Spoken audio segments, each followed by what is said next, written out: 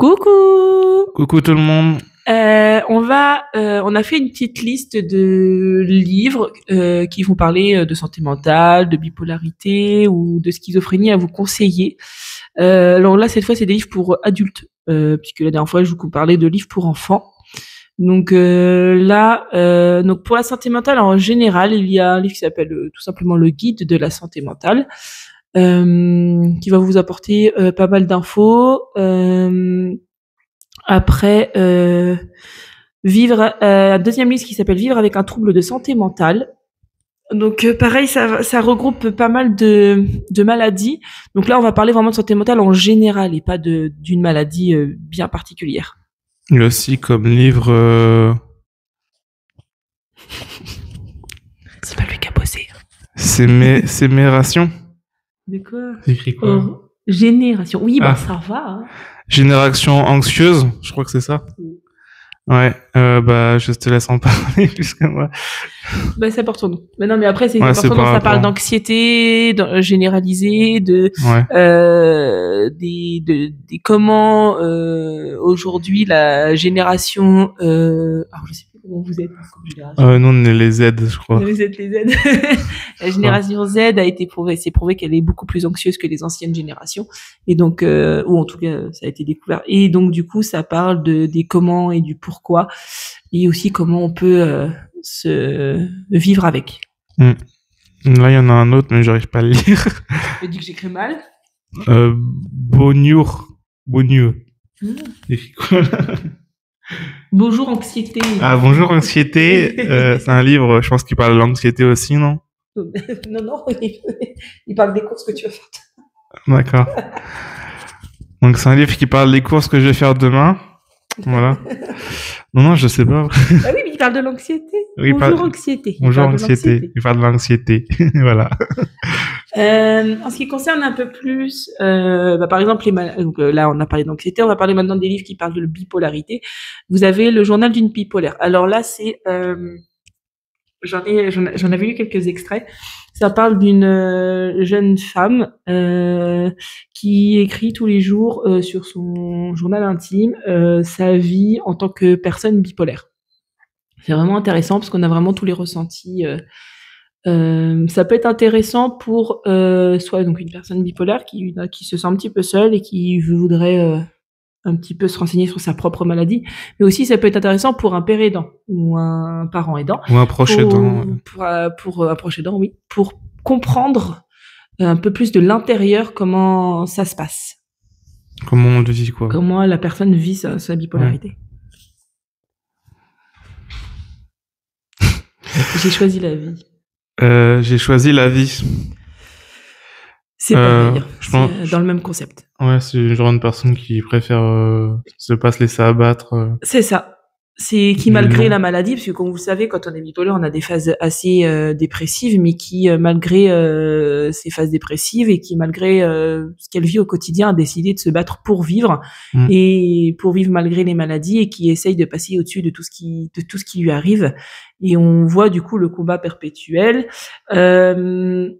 J'ai pas mis le nez assez dedans, parce que j'avais lu pas mal de livres sur la bipolarité, mais celui-là, j'ai pas mis assez le nez dedans pour savoir si elle explique vraiment ce qui se peut se passer dans la tête. Parce que ce qui peut être intéressant aussi, c'est d'avoir un livre où on comprend, où elle essaye de comprendre son cheminement mental. Ouais, c'est la phénoménologie de sa maladie. C'est ça.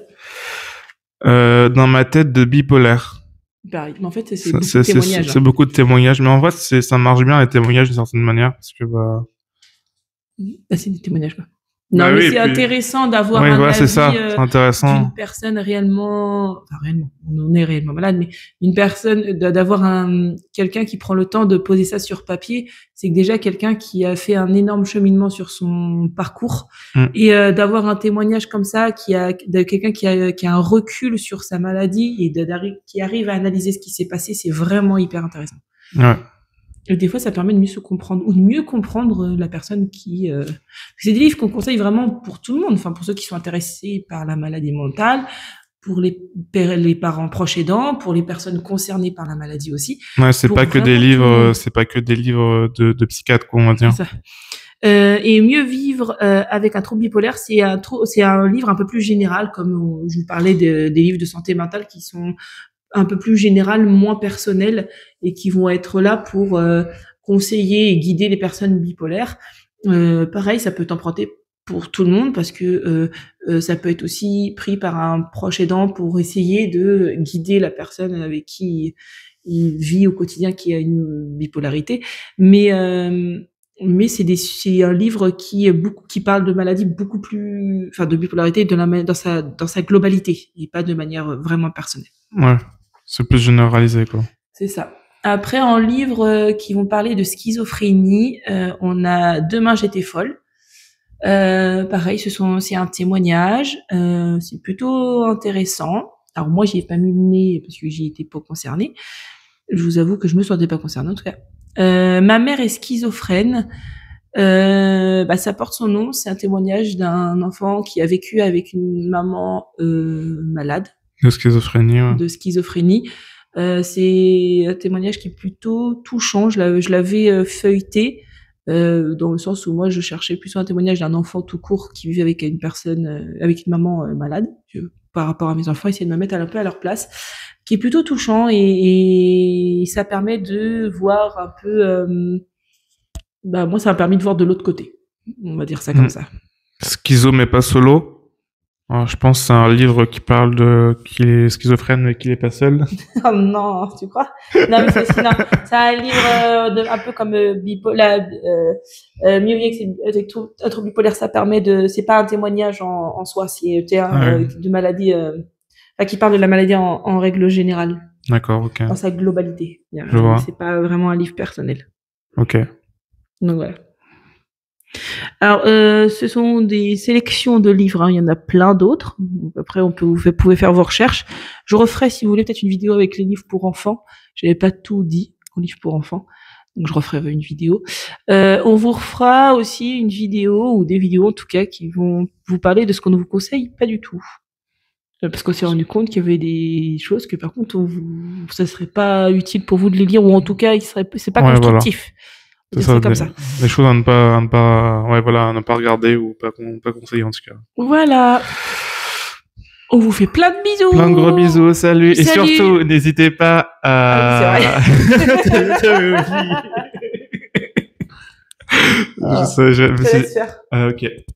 Surtout, n'hésitez pas à commenter, à aimer la vidéo, à partager et à vous abonner à notre chaîne YouTube. Salut. Salut. Salut.